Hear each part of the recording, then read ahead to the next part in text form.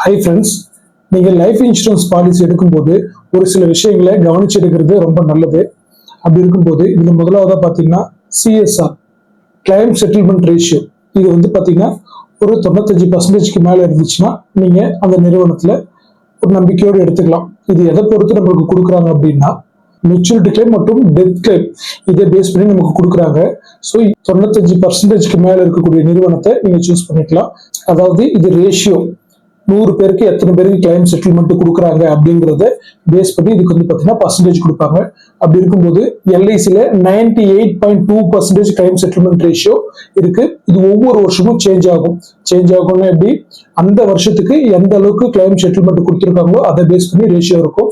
அப்படி இருக்கும்போது எல்ஐசியில் claim settlement ratio 98.2%. ரெண்டாவதா பிரீமியம் பேயிங் மோடு, அதாவது நீங்க பணம் செலுத்தக்கூடிய மோடு வந்து பாத்தீங்கன்னா அது நீங்க 6 மந்த் அல்லது இயர்லி ஒன்ஸ் எடுத்துக்கலாம். இது வந்து உங்களுக்கு பெஸ்டா இருக்கும்.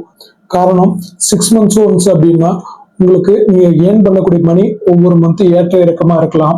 இல்ல ஒரு மந்த் உங்களுக்கு சேலரி கொஞ்சம் கம்மியா வந்திருக்கலாம், வருமானம் கொஞ்சம் கம்மியா இருக்கலாம். இப்படி இருக்கிறப்போ நீங்க 6 மந்த்ஸ் ஒன்ஸ் அல்லது இயர்லி ஒன்ஸ் நீங்க எடுத்துட்டீங்க அப்படின்னா இயர்லி ஒன்ஸ்ன்றது ரொம்ப பெஸ்ட். காரணம் கேட்டீங்கன்னா நம்ம ஒன்ஸ் கட்டி விட்டுட்டோம் அப்படின்னா நெக்ஸ்ட் அடுத்த வருஷம் தான், வருஷத்துக்கு ஒரு முறை. அதாவது நடுவில் கொஞ்ச நாள் நமக்கு வருமானம் இல்லைன்னா கூட நெக்ஸ்ட் கிடைக்கக்கூடிய வருமானத்துல வந்து பேலன்ஸ் பண்ணிக்கலாம். இல்லை ஏதாவது ரொட்டேஷன் பண்ணியாவது நம்ம அந்த பிரீமியத்தை பே பண்ணிடலாம். ஆனா நம்மளுக்கு மந்த்லி அல்ல குவார்டர்லி அப்படின்னு சொல்லிட்டு பாலிசி எடுத்தோம் அப்படின்னா அடிக்கடி டியூ வர மாதிரி இருக்கும். ஸோ நம்மளுக்கு டென்ஷன் ஆகும்.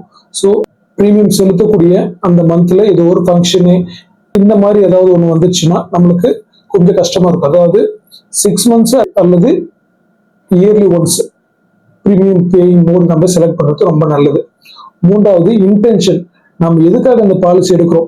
நம்ம சுத்து வட்டாரத்தில் இருக்கவங்க பாலிசி எடுத்திருக்காங்க, அவங்க பணம் கட்டுறாங்க, அதனால நம்ம கட்டுறோம் அப்படின்றதுக்காக எடுக்காதீங்க. நோக்கம், இதோடைய நோக்கம், நம்ம எதுக்காக எல்ஐசியில பாலிசி எடுத்துக்கிறோம். ஏற்கனவே ஒரு வீடியோல சொல்லியிருக்கேன், பாலிசி எடுக்கிறவங்களுக்கு அதாவது இன்சூரன்ஸ் எடுக்கிறவங்களுக்கு மோஸ்ட்லி எதுவும் நடக்கிறது இல்லை. நம்ம கட்டக்கூடிய அமௌண்ட் போனஸோடு சேர்த்து வாங்க போறோம். இது பார்த்தா எல்லாருக்கும் தெரிஞ்ச விஷயம். அப்படி இருக்கும்போது நம்ம கட்டக்கூடிய அமௌண்ட் கட்டி முடிச்சு அந்த மெச்சூரிட்டி அமௌண்ட் நமக்கு ஒரு தேவைக்கு பயன்படும். அதாவது நான் கட்டக்கூடிய அமௌண்ட் என் பிள்ளையோட படிப்புக்காக பயன்படணும், நான் கட்டக்கூடிய அமௌண்ட் என் பிள்ளையோட திருமணத்துக்காக யூஸ் ஆகணும், இல்லது என்னுடைய ரிட்டையர்மெண்ட், அதாவது என்னால குறிப்பிட்ட வயசு வரைக்கும் தான் நான் சம்பாதிக்க முடியும், அதுக்கப்புறம் என்னால் சம்பாதிக்க முடியாது, அதனால நான் எல்ஐசியில் எனக்கு சேர்த்து வைக்கிறேன் அப்படின்னு சொல்லிட்டு நீங்க அந்த மாதிரி இன்டென்ஷன் ஒரு நோக்கத்தோடு நம்ம வந்து பாத்தீங்கன்னா பணம் கட்ட ஸ்டார்ட் பண்ணோம் அப்படின்னா நிச்சயம் மெச்சூரிட்டி கிடைக்கிற வரைக்கும் உங்களால பாலிசி கட்ட முடியும். எல்லாரும் கட்டுறாங்க, நானும் எல்ஐசியில பிரீமியம் கட்டுறேன் அப்படின்னு சொல்லிட்டு வந்தீங்கன்னா நிச்சயம் உங்களால வந்து பாத்தீங்கன்னா இதே கண்டினியூ பண்ண முடியாது. ஸோ நோக்கம்ன்றது ரொம்ப முக்கியம். நான் எதுக்காக எல்ஐசியில பணம் கட்டுறேன் அப்படிங்கிறது ரொம்ப முக்கியம். ஸோ இந்த 3 விஷயத்த, பேசிக்கான விஷயம் தான், இந்த 3 விஷயத்த பார்த்து நீங்க பாலிசி எடுத்தீங்கன்னா கண்டிப்பா நீங்க பாலிசி கட்டிக்கிட்டே வரும்போது டிஸ்கண்டினியூ பண்ண மாட்டீங்க.